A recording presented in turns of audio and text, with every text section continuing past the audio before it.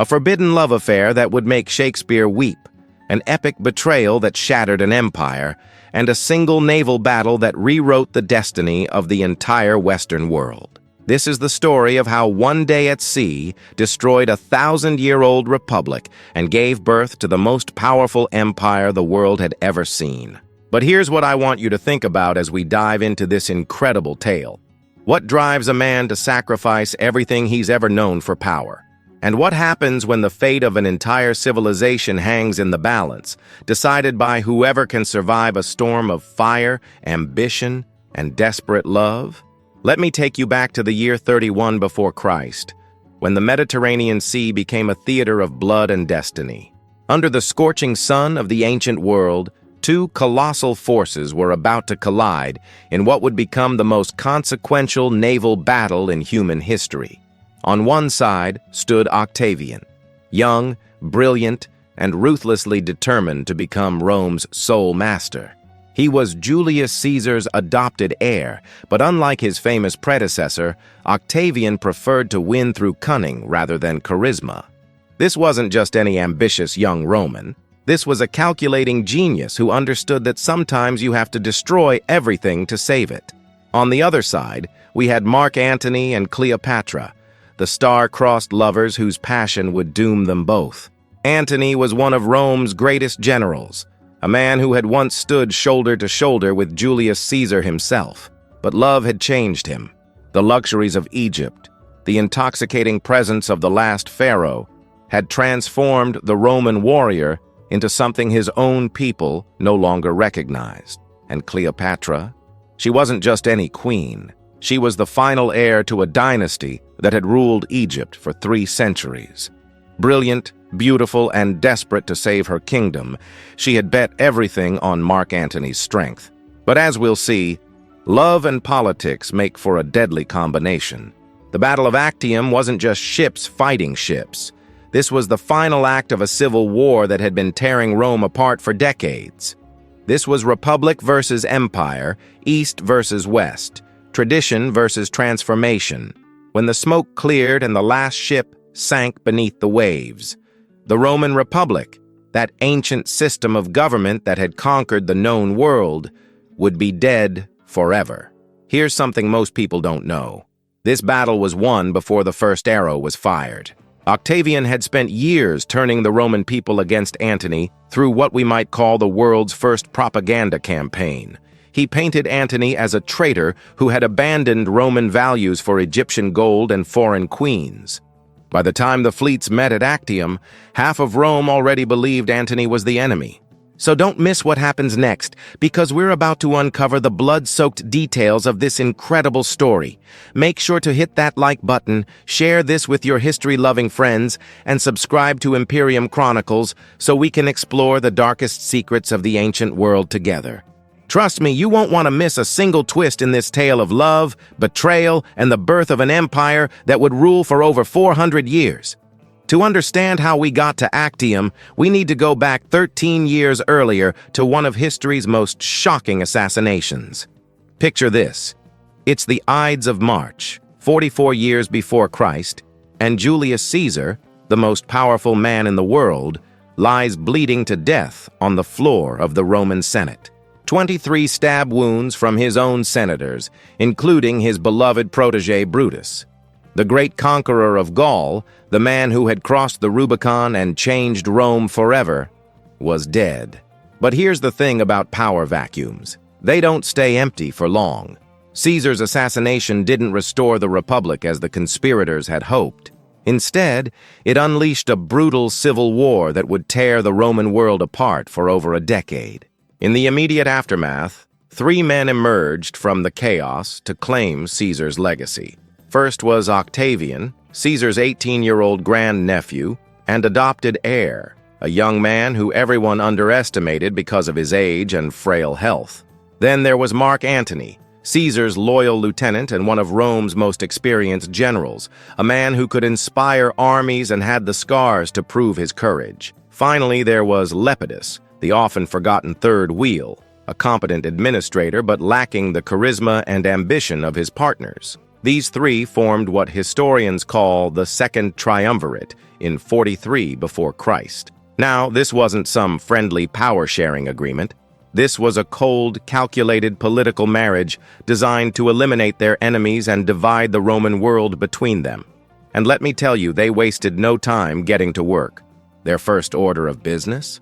Revenge. They created something called the proscription lists, basically death sentences for anyone who had opposed them. We're talking about hundreds of Rome's most prominent citizens, including the great orator Cicero, who had dared to speak out against Antony. These weren't quick, honorable deaths either. Cicero's head and hands were cut off and displayed in the Roman Forum as a warning to anyone else who might dare oppose the new regime. But here's where things get really interesting. The triumvirate was always meant to be temporary, and everyone knew it. It was like three sharks circling each other, waiting for the right moment to strike. Lepidus was quickly pushed aside. He was given Africa to govern, essentially a comfortable exile. That left just two titans, Octavian and Antony. They divided the Roman world between them like a giant pizza. Octavian took the West, Italy, Gaul, Spain, all the traditional Roman heartlands. Antony got the East, Greece, Asia Minor, Syria, and most importantly, Egypt. At first glance, it seemed like Antony got the better deal. The East was richer, more cultured, filled with ancient treasures and wealth beyond imagination. But Octavian was playing a much longer game. While Antony was living it up in Alexandria, surrounding himself with Egyptian luxury and falling head over heels for Cleopatra, Octavian was quietly consolidating his power back in Rome. He was winning over the common people, the soldiers, and most importantly, the Roman Senate. And this is where Octavian's genius really shows. He launched what we might recognize today as a brilliant propaganda campaign against his former ally. Every piece of news that came back from Egypt was twisted to make Antony look like a traitor to Roman values. Antony's living with a foreign queen? He's abandoned his Roman wife and children. He's adopting Egyptian customs. He's forgotten what it means to be Roman. He's planning to move the capital to Alexandria. He's betraying the city that made him great. The propaganda was so effective that by the time of Actium, many Romans genuinely believed that Antony had become more Egyptian than Roman. Octavian painted himself as the defender of traditional Roman values against Eastern corruption and foreign influence. It was us versus them, Rome versus Egypt, civilization versus barbarism. But here's what most people don't realize.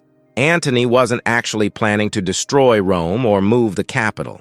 He was trying to create a new kind of empire, one that blended the best of East and West. His relationship with Cleopatra wasn't just about love. It was about creating a dynasty that could rule both the Roman and Egyptian worlds. But in the court of public opinion, nuance doesn't matter. Octavian's simple message won: Antony was a traitor, and traitors must be destroyed. Now let's meet our main players in this epic drama, because trust me, Shakespeare couldn't have written characters this complex and tragic. First up is Mark Antony, and what a fascinating contradiction this man was. Picture the ultimate Roman general, battle-scarred, charismatic, the kind of leader who could inspire men to follow him into hell itself. He had fought alongside Julius Caesar in Gaul, had seen the frozen rivers of Germania and the burning sands of Africa. This was a man's man, a soldier's soldier, someone who embodied everything Romans thought they should be. But here's where the story gets interesting. When Antony arrived in Egypt to secure the eastern provinces, he encountered something no Roman conquest had prepared him for: Cleopatra. And this wasn't just any meeting.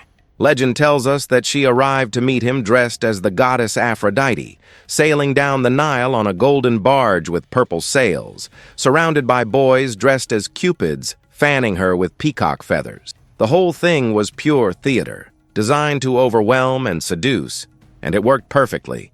Antony fell hard, and I mean completely, utterly, life-changingly hard. This tough Roman general started wearing Egyptian clothes, participating in religious ceremonies that would have scandalized Rome, and worst of all, from a Roman perspective, he began treating Cleopatra as an equal partner rather than a conquered queen. He gave her Roman territories as gifts, declared their children heirs to both Roman and Egyptian thrones, and basically threw away everything he'd learned about Roman politics and diplomacy. Here's something most people don't know. Antony actually had a Roman wife back home, Octavia, who happened to be Octavian's sister. This wasn't just a marriage. It was a political alliance meant to keep the peace between the two most powerful men in Rome. But Antony abandoned her for Cleopatra, and you can imagine how that played in Roman society. It wasn't just adultery. It was seen as a betrayal of everything Roman and sacred. Now let's talk about Cleopatra, because she's been misunderstood for over 2,000 years. This wasn't some ancient world Instagram model who got by on looks alone. Cleopatra was the seventh queen of that name, descendant of Alexander the Great's general Ptolemy, and she was brilliant. She spoke 9 languages fluently, was educated in mathematics, philosophy, and rhetoric. She had already successfully ruled Egypt for nearly 2 decades, navigating the treacherous waters of Roman politics while keeping her kingdom independent. But by the time she met Antony, Egypt was in serious trouble. The kingdom was wealthy, but militarily weak, surrounded by Roman legions and completely dependent on Roman goodwill for survival. Cleopatra understood that her best chance, maybe her only chance, to save Egypt was to bind herself to the most powerful Roman she could find. First, she had tried with Julius Caesar, and that had worked until his assassination. Now, Antony was her last great gamble. What's tragic is that she genuinely seems to have loved him. Ancient sources tell us she learned to drink like a Roman, hunt like a Roman, even fish like a Roman just to spend time with him.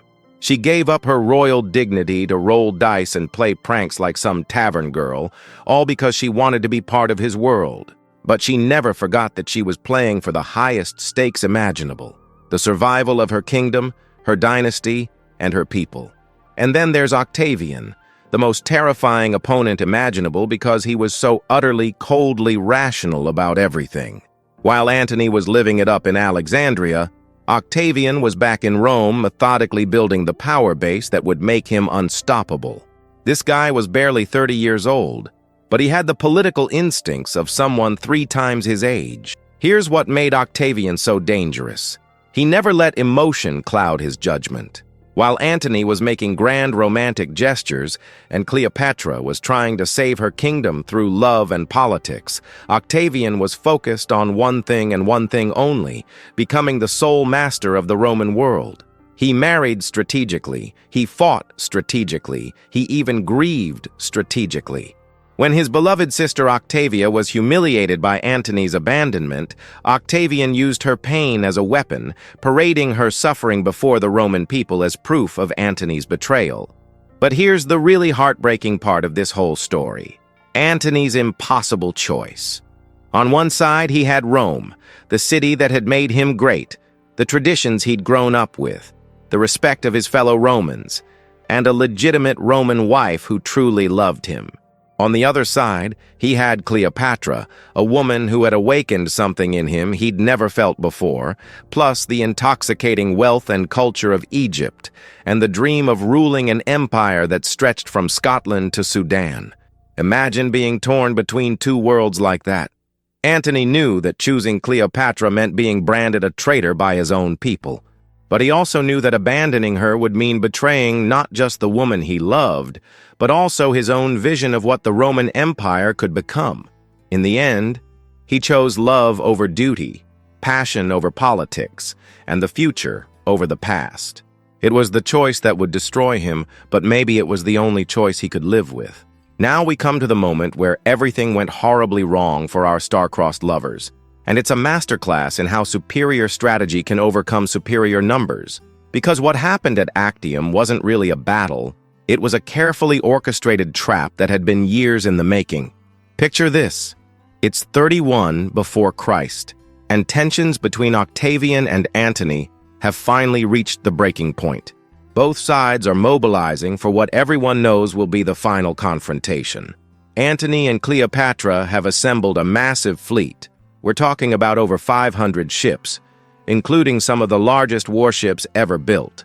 These weren't just military vessels, they were floating fortresses, some carrying up to 10 banks of oars and towers that rose like ancient skyscrapers from their decks. But here's where Octavian's genius really shows. Instead of meeting this armada in open water where Antony's massive ships would have the advantage, he chose his battlefield very carefully. The location? The Gulf of Ambracia, a narrow inlet on the western coast of Greece that's almost like a bottleneck.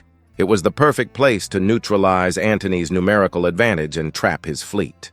Octavian's admiral was a brilliant tactician named Marcus Agrippa, and this guy was basically the ancient world's version of a military engineer and naval genius rolled into one. Agrippa had been studying Antony's fleet for months, and he'd noticed something crucial. Those massive Egyptian warships that looked so impressive were actually sitting ducks. They were too big, too slow, and too heavily loaded to maneuver effectively in tight spaces. Which brings us to one of the most incredible details of this whole story, something that sounds almost too ridiculous to be true. You ready for this? Antony's ships weren't just loaded with weapons and soldiers. They were packed with Egyptian treasure. We're talking about golden furniture, precious stones, silk tapestries, ivory statues, and enough luxury goods to furnish a dozen palaces. Cleopatra had essentially turned their war fleet into a moving treasure chamber. Now you might ask, why on earth would you bring furniture to a naval battle? Well, here's the thing. Antony and Cleopatra weren't just planning to fight. They were planning to flee.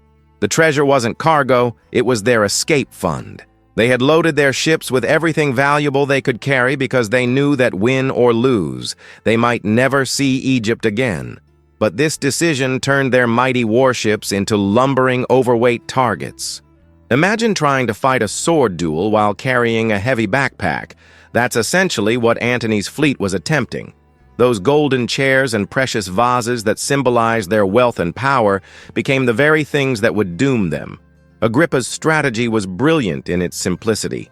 He used smaller, faster ships equipped with a devastating new weapon, fire arrows and incendiary devices that could set enemy vessels ablaze from a distance. While Antony's massive ships struggled to maneuver in the confined waters of the Gulf, Agrippa's nimble fleet darted around them like wolves attacking a herd of elephants. The battle began at dawn on September 2nd, and for hours it looked like it might go either way. Antony's ships were larger and carried more soldiers, but Octavian's fleet was faster and more maneuverable. The sound must have been incredible.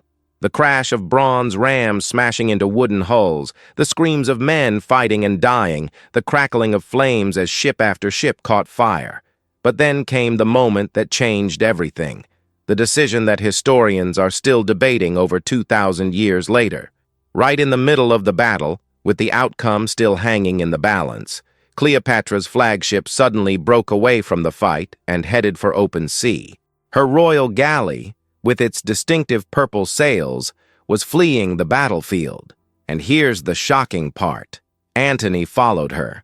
The great Roman general, the man who had never retreated from a fight in his entire career, abandoned his own fleet to chase after the woman he loved.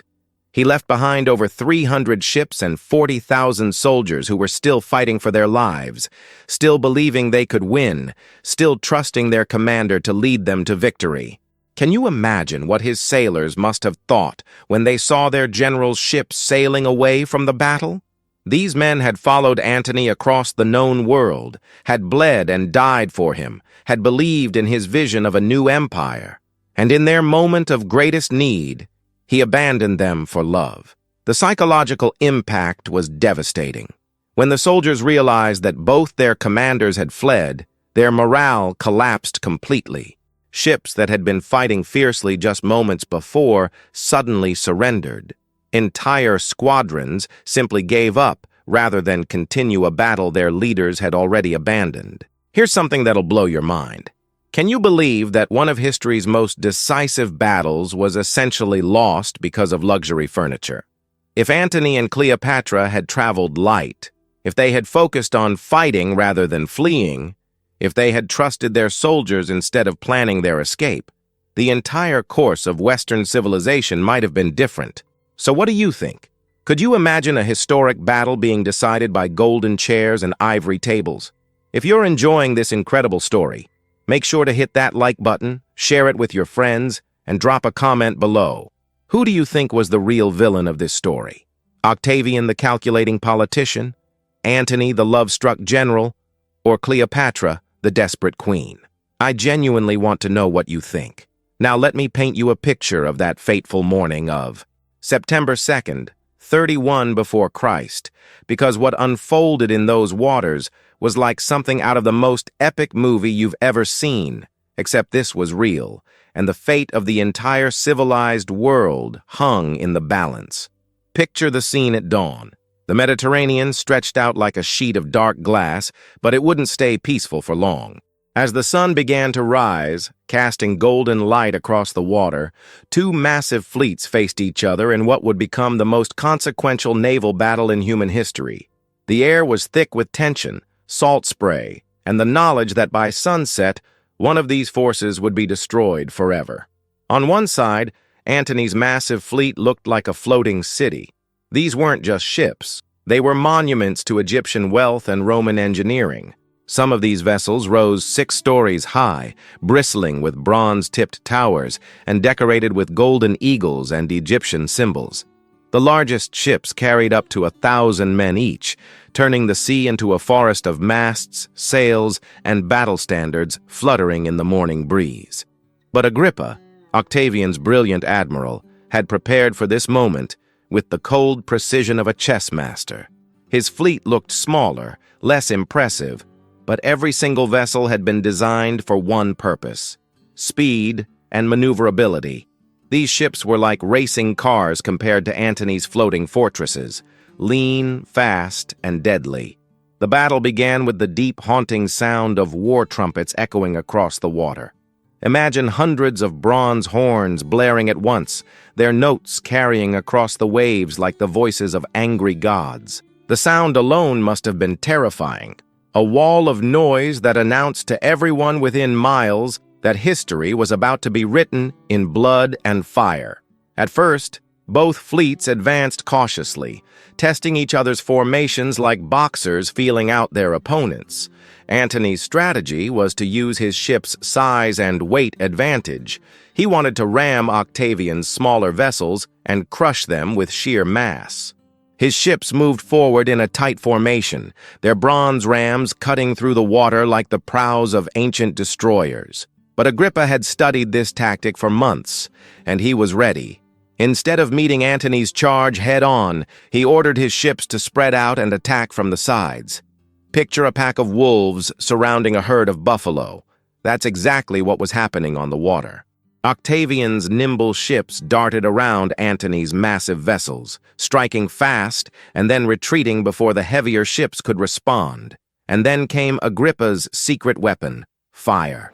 His ships had been equipped with special catapults that could launch clay pots filled with a mixture of oil, pitch, and sulfur.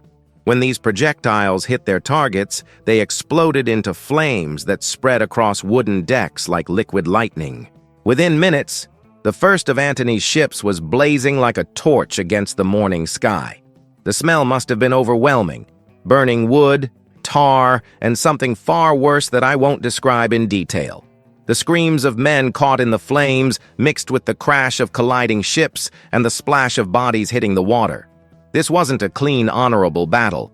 This was chaos, terror, and destruction on a scale that defied imagination. Here's something most people don't realize about ancient naval warfare.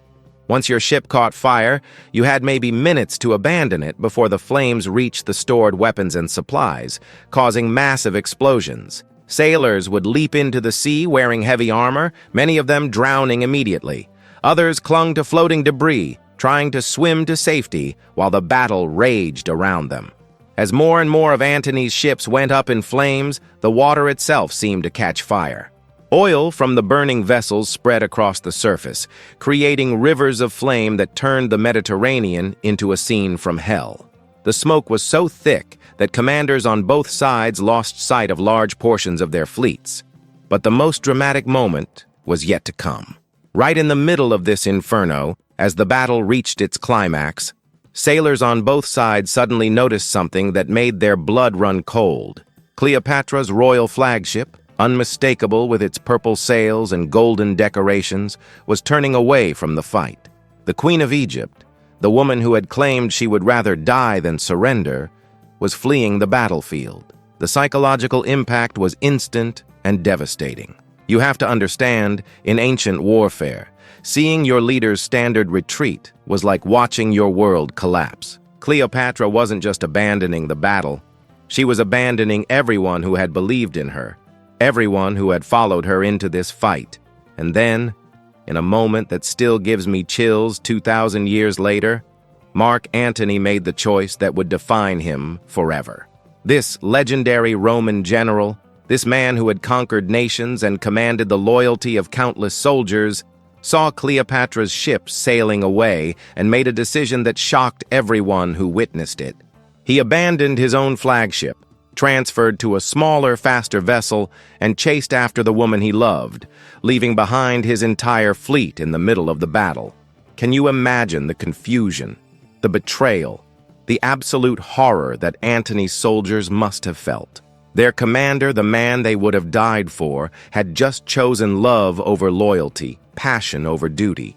Ships that had been fighting with desperate courage suddenly found themselves leaderless, their morale shattered, their cause abandoned by the very people they were fighting to protect. What happened next is one of the most tragic and dramatic endings in all of ancient history, a story so heartbreaking that it reads like the final act of the world's greatest tragedy. Because once Antony and Cleopatra fled Actium, their fate was sealed. But the way it all unfolded was more devastating than anyone could have imagined. The journey back to Alexandria must have been a nightmare. Picture this: two of the most powerful people in the world sailing across the Mediterranean in defeat, knowing that behind them lay the burning wreckage of their dreams and ahead of them waited only death or dishonor. The silence between them must have been deafening. What do you say to someone when you've just lost everything together? When they finally reached Alexandria, they tried to pretend that nothing had changed. Cleopatra still wore her royal robes, still held court in her magnificent palace. Antony still commanded what remained of his legions, but everyone knew the truth. They were living on borrowed time. Octavian was coming, and when he arrived, there would be no mercy. Here's where the story gets really heartbreaking. In those final months, Antony and Cleopatra seemed to realize that their love, which had cost them everything, was also the only thing they had left. They spent their last days together like characters in a romantic tragedy, hosting elaborate banquets, writing poetry, and pretending that the world outside their palace walls didn't exist. But reality has a way of crashing through even the strongest denial. By the summer of 30 before Christ, Octavian's armies had reached the outskirts of Alexandria. The city that had been the jewel of the ancient world, the center of learning and culture for over 3 centuries, was about to fall to Roman legions. And this is where the story takes its most tragic turn. Antony, desperate and possibly already losing his mind from the stress and shame of his defeat, received a message that would push him over the edge. Someone, and historians still debate whether it was an accident or a cruel joke, told him that Cleopatra was dead. The woman he had sacrificed everything for, the love that had cost him his honor and his empire, was gone. The great Mark Antony, who had faced down Germanic warriors and conquered eastern kingdoms, couldn't bear the thought of living without her. In a moment of pure despair, he fell on his own sword, the traditional Roman way of preserving honor in defeat. But here's the cruelest twist of all: the message was wrong. Cleopatra was very much alive, hiding in her tomb, waiting for news about Octavian's intentions. When she learned what had happened, Cleopatra rushed to Antony's side.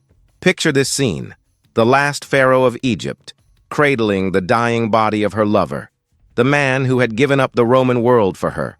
Ancient sources tell us that his final words were a warning.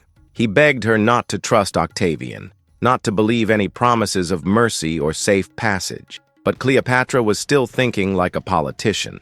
She tried to negotiate with Octavian, offering him treasure, territory, anything that might save her life and her kingdom. For a brief moment, it seemed like she might succeed. Octavian was surprisingly courteous, even respectful. He assured her that she would be treated with the dignity befitting a queen. It was all a lie, of course. What Cleopatra didn't know was that Octavian was already planning his triumph in Rome, the elaborate parade where conquering generals displayed their captured enemies and plundered treasure to the cheering crowds. And the centerpiece of his triumph would be the last queen of Egypt, paraded through the streets in chains like a common criminal. When Cleopatra finally realized the truth, when she understood that she was going to be dragged to Rome as a trophy, she made the only choice that still remained to her. On August 12th, 30 before Christ, she dressed herself in her finest robes, put on her most precious jewelry, and took her own life. The exact method is still debated. Some say it was an asp, the sacred serpent of Egyptian royalty. Others believe it was poison, but the result was the same. Here's the most heartbreaking detail of all. When Octavian's soldiers found her body, she was lying on a golden couch, dressed as the goddess Isis, with her two most loyal servants dead beside her. Even in death, she had managed to cheat Octavian of his greatest prize. She would never be paraded through Rome as a conquered queen. She had died as she had lived, on her own terms. But Octavian, ever the politician, found a way to turn even this defeat into victory. Since he couldn't parade the real Cleopatra through Rome, he commissioned a massive statue of her death scene.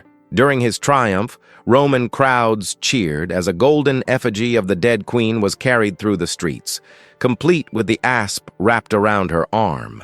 In death, Cleopatra became exactly what she had feared most: a Roman trophy, a symbol of Eastern decadence conquered by Western virtue.